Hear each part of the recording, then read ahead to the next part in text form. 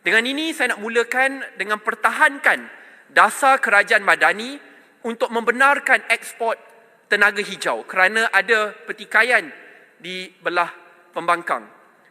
Saya rasa kita tidak boleh terlepas peluang ini kerana Malaysia perlu jadikan dirinya sebagai hub ASEAN Power Grid seperti yang telah diungkapkan oleh Yang Berhormat Menteri. Apa maksud hub ASEAN Power Grid ini? Jikalau Malaysia tidak membenarkan ekspor tenaga hijau, ia tidak bermaksud bahawa negara jiran Singapura dan yang lain tidak akan dibekalkan dengan sumber tenaga hijau. Realitinya Singapura akhirnya akan mendapat sumber tenaga hijau ini daripada Indonesia ataupun daripada Cambodia ataupun dari Australia, dan akhirnya Malaysia terlepas peluang keemasan ini untuk memposisikan syarikat-syarikat tempatannya untuk membekalkan sumber tenaga hijau ini. Bukan itu saja.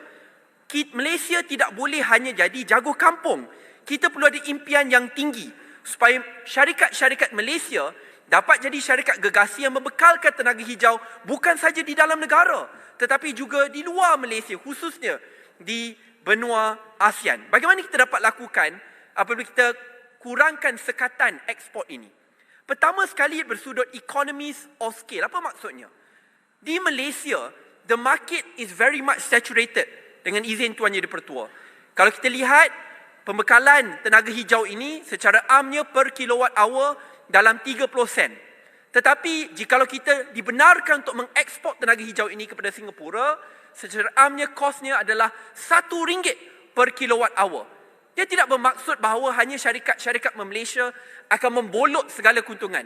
Tetapi realitinya untuk Malaysia memposisikan dirinya sebagai hub yang besar, kita perlu pastikan keuntungan datang pada syarikat-syarikat RE tempatan supaya mereka dapat melaburkan dana ataupun keuntungan itu untuk teknologi-teknologi yang baru.